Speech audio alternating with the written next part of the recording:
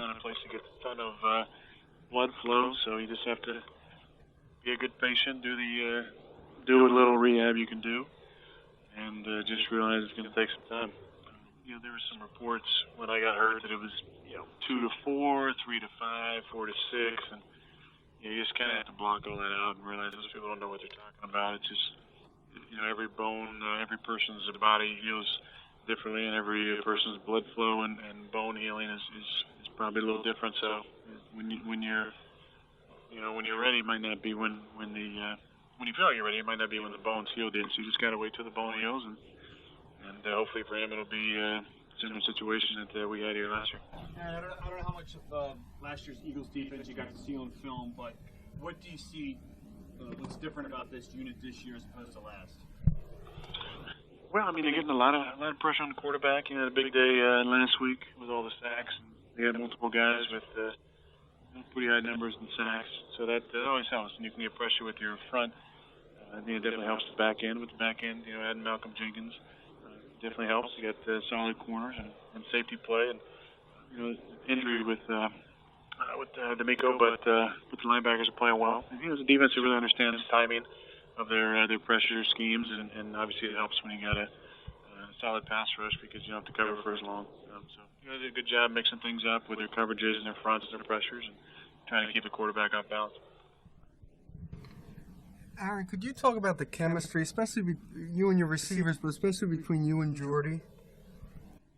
Yeah, we got a good chemistry. We spend a lot of time, playing together, talking about the coverages and second, third reactions, and how he's going to run routes and the timing I need to be open on. So there's a good dialogue between the quarterback room and the skilled rooms. The guys who are going to be catching the ball always want to make sure we're on the same page as far as depth and spacing and timing. It's what the West Coast offense is all about. It's about timing offense and accurate throws and being at the right place at the right time and understanding concepts and reading coverages. And those guys do a really good job of being prepared every week. They're very well coached.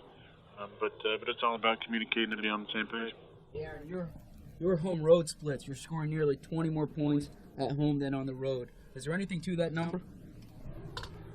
Well, no. We only had 7 at Detroit, and I think we had like 16 against Seattle. So we played a couple good defenses and didn't do a whole lot. We've been kind of getting it rolling a little bit better the last 6 games. But our defense has forced a lot of turnovers at home, which has led to some points for us. We've done a good job of scoring on first possessions, and then we had a couple blowouts at home. I think that's kind of the only reason. But we know we got to score points against this team this week. Hey Aaron, the first half against the Bears, when you threw the 6 touchdowns, what was kind of working for you guys? Well, most of the things we were calling was working. They blew a coverage for a big touchdown. We had a screen go for a touchdown. We had a scramble drill go for a touchdown, and we had just some good play calls with Andrew on the over route in the red zone, and then Bostic on the 4th and 1 on the goal line. So we just did a good job of being efficient, and then guys made some plays for me when they had opportunities. Randall had a great one-handed catch there for the 6th. So we're just efficient in the red zone and did a good job of finishing off those drives. What's the weather forecast for your area this weekend? Cold. And snow? What else? Yeah, I don't know. I haven't got the final report yet. Things change so much up here from every 2 days or so. You got to kind of redo the forecast, but I'm sure it's going to be below 32 and a little chilly. Getting back to the collarbone, because that's obviously what Foles is dealing with now. The fact that it's the non-throwing shoulder, which is what you had, how is it different when it's the non-throwing shoulder compared to the throwing one in terms of the recovery?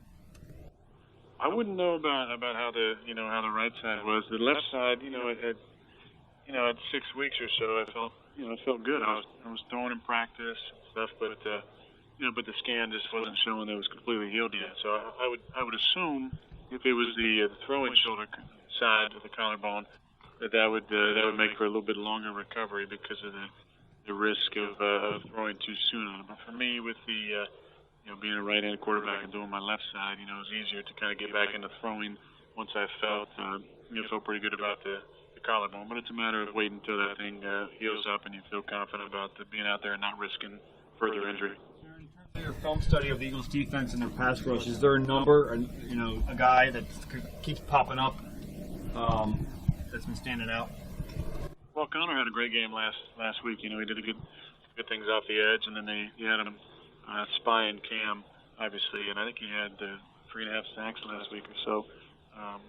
But he's an athletic guy who does a really good job with his hands, and he's smart, very smart football player. Played against him in Houston a couple years back, and he's an active guy who keeps coming at you. But that's the whole front. Those guys are high motor. Playing against Trent a few times over the years, and have a lot of respect for his game. I mean, he's a high effort guy who is very good with his hand placement and second and third reactions. And you got to be definitely aware of how long you're holding it and when to get out and when to throw it away. Have many teams spy you this year?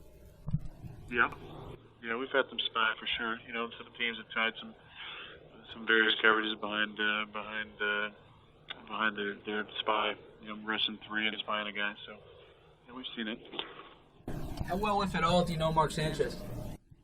I've met Mark a few times, and we've had the same representation. So I've known him, for a while since he came out. I've seen him on a few occasions.